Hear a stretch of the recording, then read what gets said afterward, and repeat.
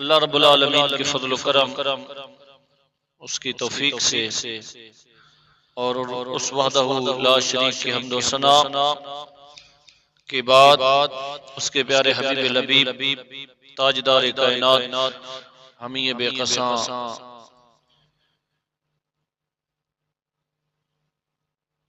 مفخر کائنات،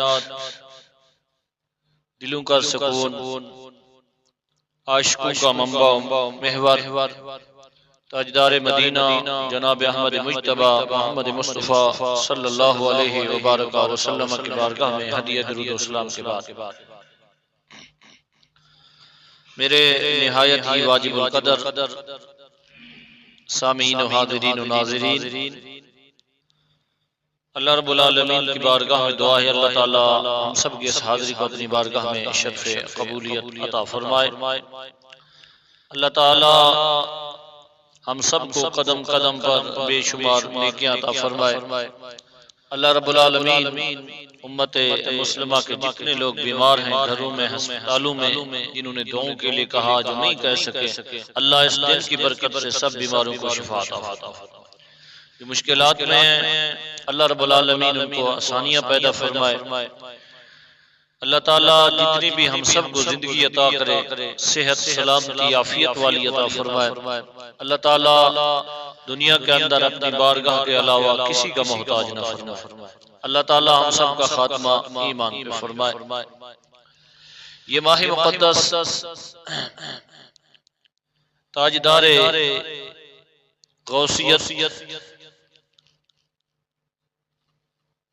حضرت سیدنا شیخ عبد القادر جیلانی الحسنی والحسینی رضی اللہ تعالی عنہ کے نام سے منسوب ہے کہ اس ماہ مقدس میں آپ کا مبارک عرس ہوتا ہے، اور غوث پاک رضی اللہ تعالی عنہ کو اللہ رب العالمین نے بے شمار مقام اور مرتبہ عطا فرمایا۔ ہمیشہ ایک چیز ذہن میں رکھیں، ماں باپ کا اخلاق، ماں باپ کا کردار، ماں باپ کی سیرت، ماں باپ کا زندگی کا جو محور ہے وہ اولاد پہ اس کا اثر ہوتا ہے۔ جیسی فصل ہوتی ہے، اچھی فصل لگاؤ گے تو اچھی اگاؤ گے، اچھی کاٹو گے، اسی طرح ماں باپ کی زندگی اور ماں باپ کی خاص کر جو اولاد کے لیے تربیت ہے وہ رزق حلال ہے۔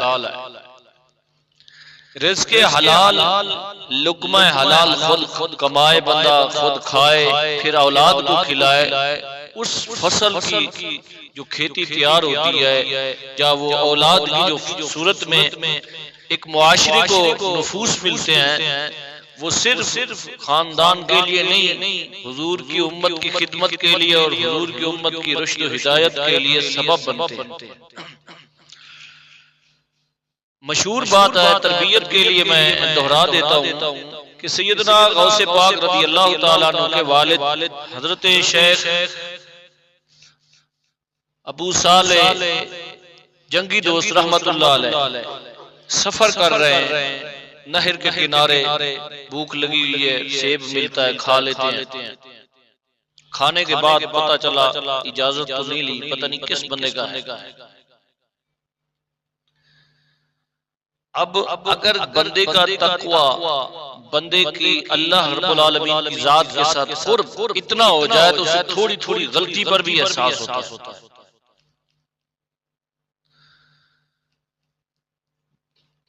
جھونک گئے، ڈر گئے، دہل گئے، خوف طاری ہو گیا، کیا کیا جائے؟ دل میں خیال آیا کہ پتہ کرتے مالک کون ہے، واپس لوٹ پڑے۔ دیکھا ایک باغ ہے، جا گئے، پوچھا مالک کون ہے؟ انہوں نے بتایا فلاں بندہ مالک سے ملاقات ہو گئی۔ اس نے پوچھا کیسے آنا ہو؟ آپ نے پورا ماجرا بتا دیا۔ تو انہوں نے کہا میں تو معافی کے لیے۔ اس نے کہا معافی نہیں مل سکتی، آپ نے بغیر اجازت کے کھایا، کیوں کھایا؟ اس نے کہا جی غلطی ہوگی۔ حالانکہ ان کے دل میں خوف تاری، انہوں نے کہا جی کچھ شرائط ہے میری، اگر شرائط مانیں گے تو ٹھیک ہے، نہیں تو پھر میں نے معاف نہیں کرنا، میں تو قیامت کے دن اللہ کی بارگاہ میں سامنے عرض کروں گا مالک نے بغیر اجازت کے میرے باپ کا سیب کھایا۔ اب ہمارے ہاں کیا طریقہ کار ہے، دکان پہ گیا آم لیے، کوئی چیز اٹھا کے منہ میں بغیر اجازت کے دکاندار کے کھا لیتے، حالانکہ یہ شریعت میں جائز نہیں ہے۔ ہاں اگر کھانی ہے استعمال کرنی پہلے اس سے اجازت لو، اجازت لو یا خرید کر کھاؤ، ایک دانہ دو جانا۔ اور یہ آپ کو نہیں پتا اس چیز کا کہ دکاندار کے دل پہ کتنا گراں گزرا ہے، اس کے لیے کتنا یہ مشکل وقت ہوئی ہے کہ بغیر اجازت کے ایک بندہ آیا اور اس نے یہ چیز اٹھائی اور کھا کے چلا گیا۔ تو آپ نے عرض کی کہ میں معافی مانگنے آؤں، نے کہا میری کچھ شرائط ہے۔ اس نے کہا دنیا کے مشکلات ٹھیک ہے شرائط مان لیتا ہوں، مشکل آئے گی ایک دن وہ مشکل بھی آسان ہو جائے گی، پر میں میری ایک بیٹی ہے شادی کر لو، نبینی بھی ہے، بہری بھی ہے، گونگی بھی ہے، اپاہج ہے، چل بھی نہیں سکتی۔ اب آپ اور میرے لیے اس کے اندر سبق اور لیسن کیا موجود ہے کہ اولاد کا رشتہ کہاں کرنا ہے، اور پھر بچی کے جو والدین ہیں وہ کس قسم کے اپنے داماد کا انتخاب کر رہے ہیں، اور پھر جو مرد حضرات ہیں وہ کس قسم کی خاتون کا انتخاب کر رہے ہیں، دونوں کے لیے سبق ہے اس کے اندر۔ انہوں نے کہا جی میری بیٹی ہے اور ہر طرح سے معذور ہے، اس سے آپ کو نکاح کرنا پڑے گا، نہیں تو پھر میں نے معافی نہیں دینی۔ آپ نے کہا دنیا کے اندر خدمت سمجھ کر اس کی خدمت کروں گا، کھلاؤں گا پلاؤں گا۔ دنیا کے اندر تو یہ مشکل لگ رہا ہے، لیکن یہ ہے کہ آخرت کے اللہ کی بارگاہ میں حاضر ہونے سے تو بچ جاؤں گا۔ اور رب نے پوچھ لیا اور حضور کے سامنے پوچھ لیا، میرے پاس کوئی جواب ہی نہیں، تو ساری طے ہوگی شرائط، نکاح ہو گیا۔ جب رات کو آپ تشریف لے گئے کمرے کے اندر، دیکھا حسین و جمیل خوبصورت بچی ہے، لڑکی ہے، پھر ڈر گئے کہ پہلے ایک غلطی کی، اس کی معافی کی، پھر دوسری غلطی نہ کر بیٹھے۔ انہوں نے تو کہا ایسی ہے، پھر اپنے سسر کے پاس ہے، انہوں نے کہا نہیں میری بیٹی ایسی ہے کہ گونگی اس لیے کبھی آج تک اس نے کسی غیر محرم سے بات نہیں کی، اور نبینی اور آنکھوں سے اندھی اس لیے ہے کہ کبھی اس نے کسی غیر محرم کو دیکھا ہی نہیں، اور کانوں سے بہری ایسی ہے کہ اس نے کبھی کسی غیر محرم کی آواز سنی نہیں ہے، اور شریعت کے خلاف کبھی اس نے قدم ہی نہیں اٹھایا۔ تو جب باپ اتنا پرہیزگار ہو اور والدہ اتنا پاکیزہ ہو جس کی سیرت شریعت کا دونوں ایک آئیڈیل ہوں، یعنی جن کی زندگی کا ایک لمحہ قرآن و سنت کے مطابق ہوں، جب یہ دو نفوس کی شادی ہوتی ہے، جب یہ دو نفوس ملتے ہیں تو اللہ رب العالمین حلال رزق کی برکت سے جو بیٹا پیدا ہوتا ہے اس کا نام غوث اعظم ہے۔ اولاد کی تربیت کے اندر رزق حلال ضروری ہے۔ پھر بڑے ہو جاتے ہیں، بات نہیں مانتے، نہ فرمانیاں کرتے، پھر بڑے لوگ روتے ہیں، او میری اولاد کو کیا ہو گیا؟ میں نے کہا بابا ذرا زندگی پہ نظر تو ڈال، کبھی تو نے اولاد کو رزق حلال حرام تو نہیں کھلایا؟ کیا اپنی روزی کے اندر کبھی کا دھوکہ دے کر لے کر آیا ہے اور اس کو واپس کیا یا نہیں کیا؟ دکان سے ادھار لیا، زندگی بھر اس محلے میں نہیں گیا، پھر بتا تیری اولاد وہ روزی کھا کر کیسی بنے گی؟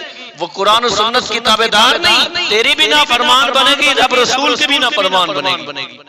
تو اس لیے اولاد کی تربیت کے اندر اور رشتوں کے انتخاب کے اندر جو سب سے ضروری چیز ہے وہ یہ ہے کہ اولاد کو حلال کھلاؤ، اور جب بھی اولاد کا رشتہ کرنے لگو مال و دولت کو نہ دیکھو، سیرت کو دیکھو۔ جب سیرت اچھی ہوتی ہے اللہ رب العالمین پھر اولاد بھی ایسی عطا فرماتا ہے جس پر دونوں جہانوں کے ولی اور نبی پاک علیہ الصلوۃ والسلام کی امت کے اندر غوث پاک جیسے اللہ رب العالمین حضرت شیخ ابو صالح کو بیٹا عطا فرماتا ہے۔